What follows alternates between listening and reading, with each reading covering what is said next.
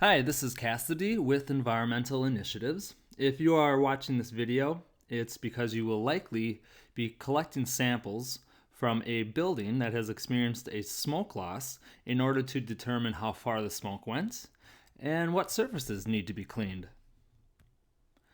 Our company does more than just analyze samples for smoke.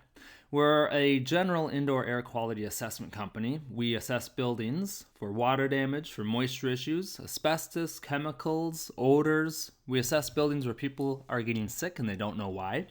As a laboratory, we will accept and analyze samples from other people for the presence of smoke particles, and we will analyze surface and air samples for mold.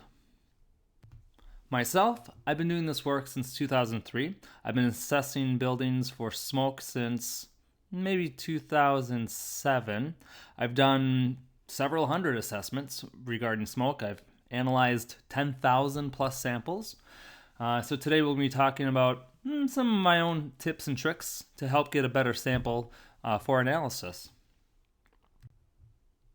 All right, regarding what we'll be talking about today, we're going to talk a little bit about smoke and the components of smoke.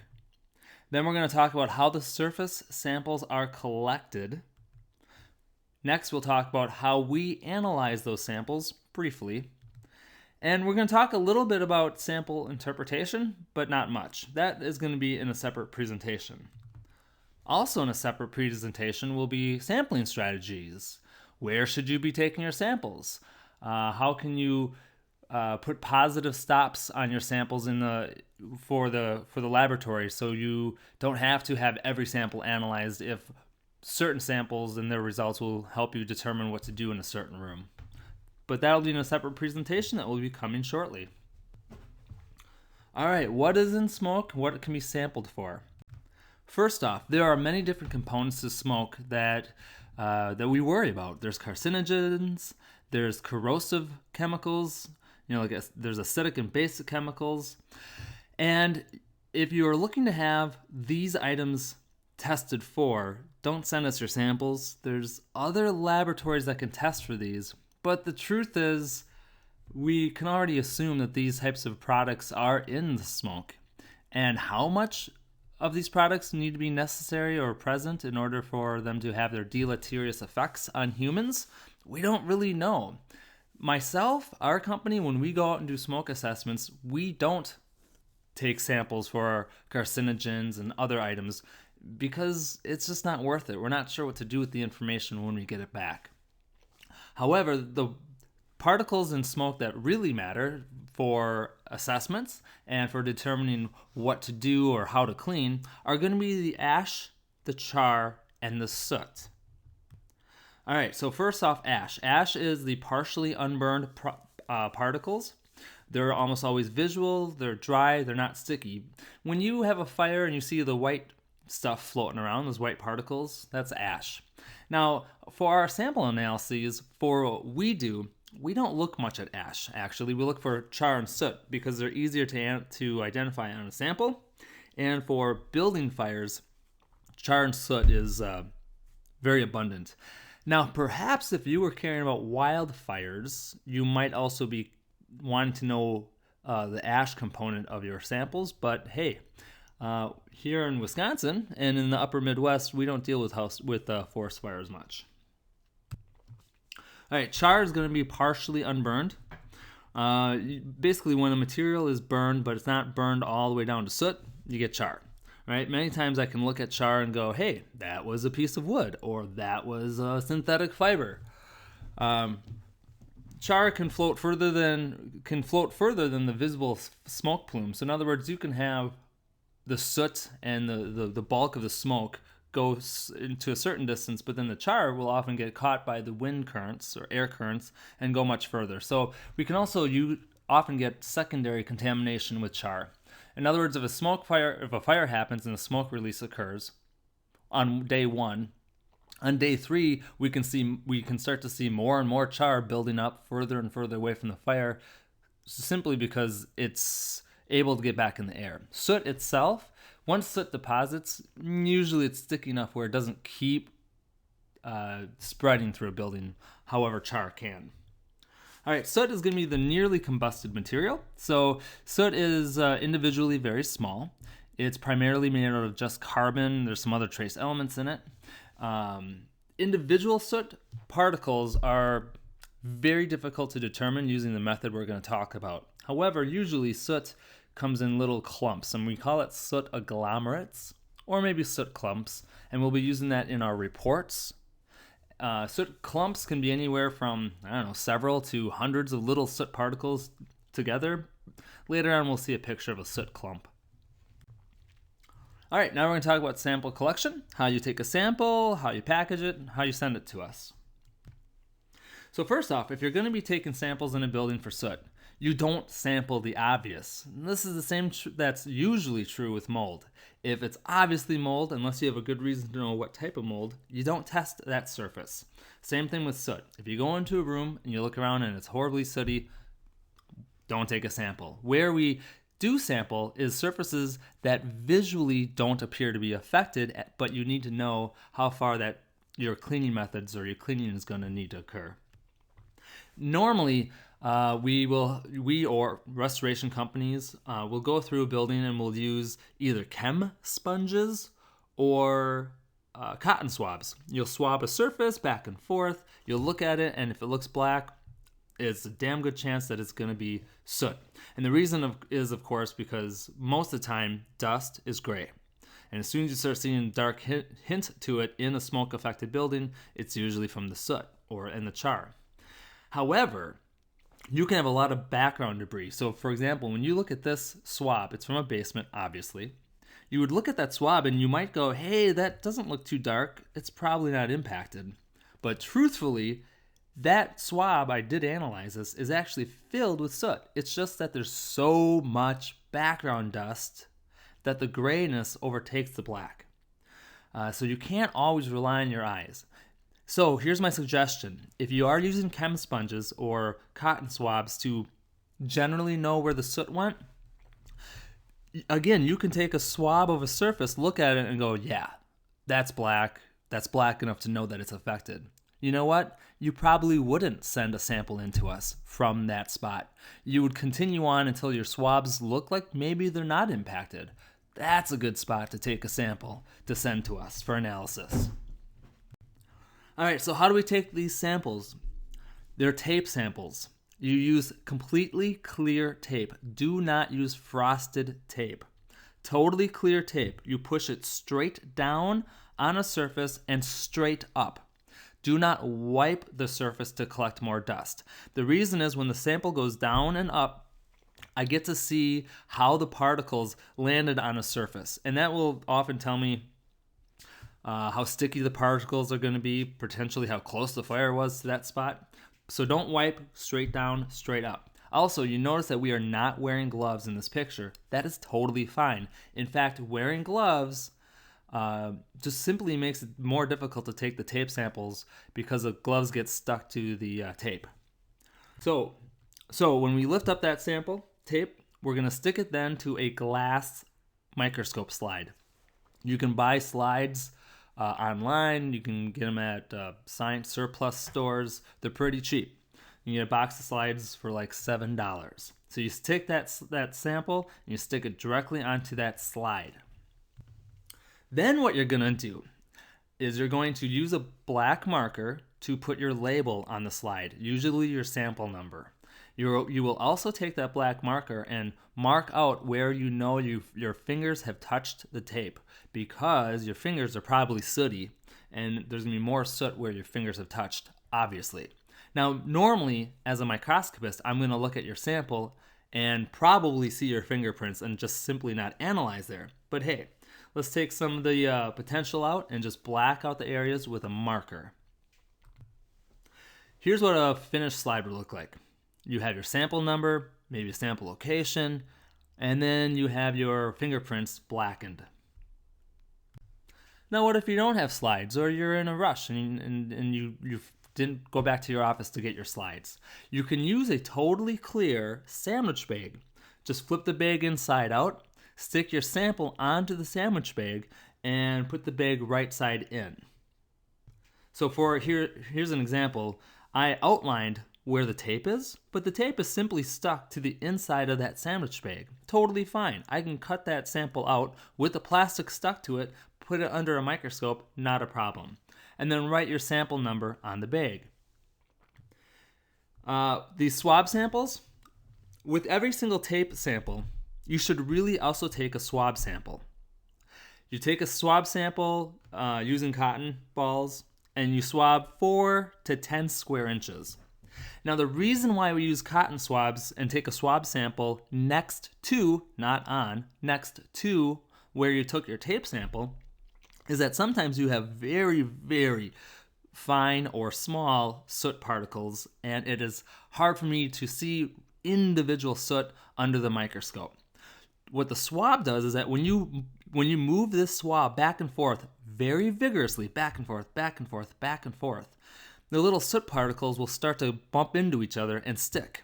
So then when I put the swab fibers under the microscope, I will see soot clumps or soot agglomerates. And then I can see the soot to know that that surface was indeed affected by the fire. So here's what a typical sample would look like. You take your swab, and it can totally go in the same bag as the slide.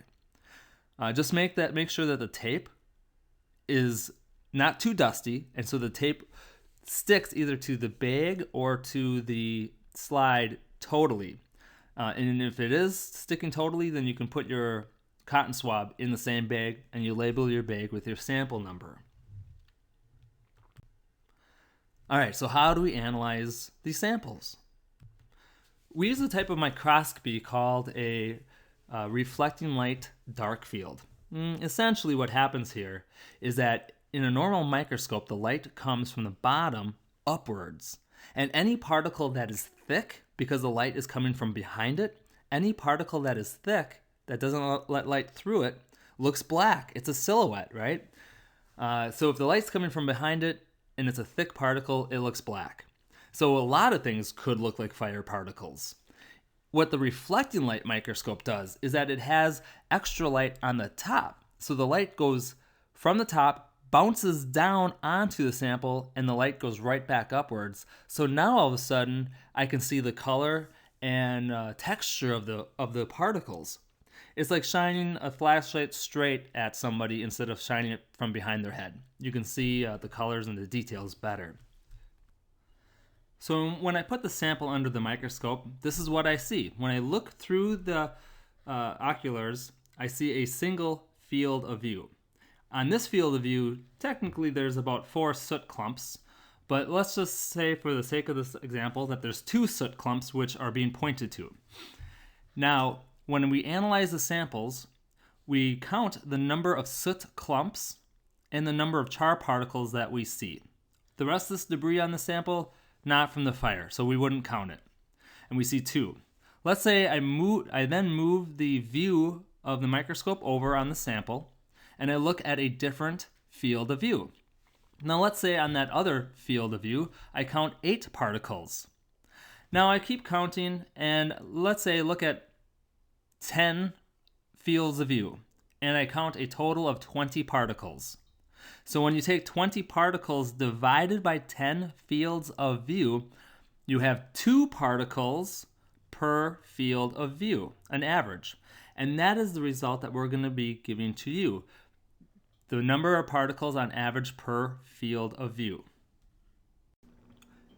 Here's an example of the table of the sample results that we provide in the report.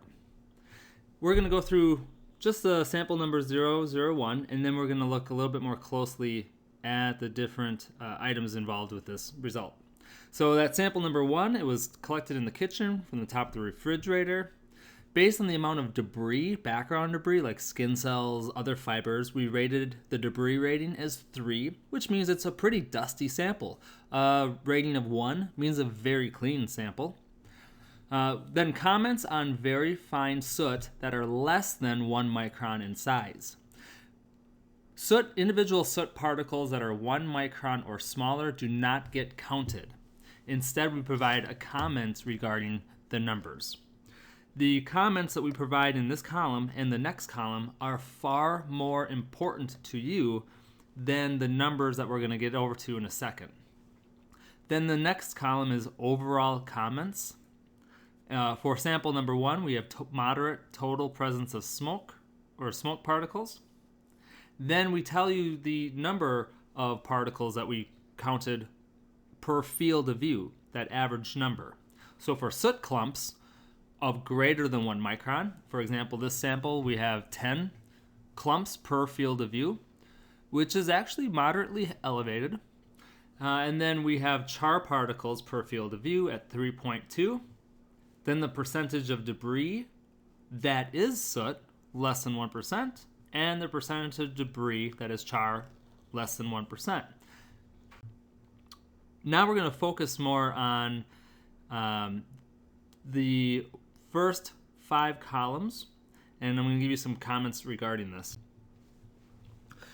All right, so some items I want to discuss quickly is number 1, the debris background rating. It is fairly important to remember and look at this debris background rating because it tells you if the dust that you're looking at in general is new or old, right? So if you sample a surface that's very clean and was cleaned shortly before the fire occurred, like a kitchen table, that's a good sample because the soot or char that has fallen upon it is damn well probably from this recent smoke release. You can have historical smoke problems. Let's say you're in a manufacturing building and you take a sample from the top of a file cabinet that hasn't been dusted for years. Yeah, you know what? A lot of that soot is going to be from this fire, but for all you know, there was a fire release that occurred years ago and it's never been cleaned. So consider that when you're looking at your sample results. Again, I discussed before that our 2 columns with our comments, those comments are far more valuable than the numbers.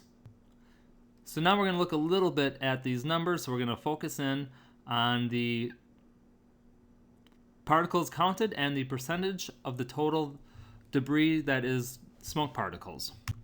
All right, so sample number 1 is the top one, sample number 2 is the bottom one. If you remember that top one, sample number 1, had a debris rating of 3, so it had a lot of background debris, while sample number 2 had a debris rating of 1, which means it was collected from a clean surface. Now, something I want to bring up to you regarding the numbers. Most laboratories will not give you the actual count of particles, soot, or char that they've observed. Instead, they will look at a sample and they will tell you the percentage of the total debris that is soot or char, which is, it can certainly skew your results. For example, when we look at sample number 1, we have 10 soot clumps per field of view versus sample number 2, which has 2 soot clumps per field of view. But then when we look at the percentage of debris that is soot, you see for sample number 1, it's less than 1%. You might just look at that less than 1% and think, oh, there's not much soot. But clearly there is more soot than sample number 2. But yet sample number 2 has a 5% of the debris is soot. Well, that's because the surface was so clean that a little bit of soot is still accounting for most or a decent amount of the debris that's on that sample. So this is why we can't look at just the percentage of debris, but we have to look at the actual counts to understand how much smoke is on that surface. All right, so some useful applications for smoke testing. So a smoke release happens in a kitchen. Well, which rooms were impacted by smoke? Were the bedrooms? How far away from the location do we have to worry about? Now, when we go into a room that we suspect was impacted by smoke, what has to be cleaned? Was the smoke hot enough to impact on the walls and onto the ceiling, or was the smoke cool and it kind of came in the room and just fell on top of surfaces? And that makes a big difference with how much effort is going to have to go into the cleaning process. And these are things that you can quickly find out by taking samples from the wall, taking samples from the ceiling, taking samples from a surface. Another useful application is, did smoke enter the walls? The way you can test walls to some degree is you can open up the outlet covers on electrical outlets and lights, and you can sample inside the boxes to see if smoke had gone into that box because of pressure differences. If smoke is in the box, smoke went into the wall cavity. How far? Well, that you don't know until you do more testing. And also, are your cleaning methods working? Was the soot really sticky? Were you worried about how, do you have to wipe it versus just vacuum? What's going to be done? You can take some samples during your cleaning process, or let's say you have two different cleaning products. You can take samples after cleaning surfaces to do a comparison to see how well the methods work. All right, so that was a shorter 20-minute presentation describing how to take the samples, briefly how we analyze it, and just giving you a couple ideas on strategies. A different presentation will be made that has more strategies, the strategies that I use when I do both small and very large fire losses. And if you have any questions, please call us, please email us, and we'd be happy to look at your samples.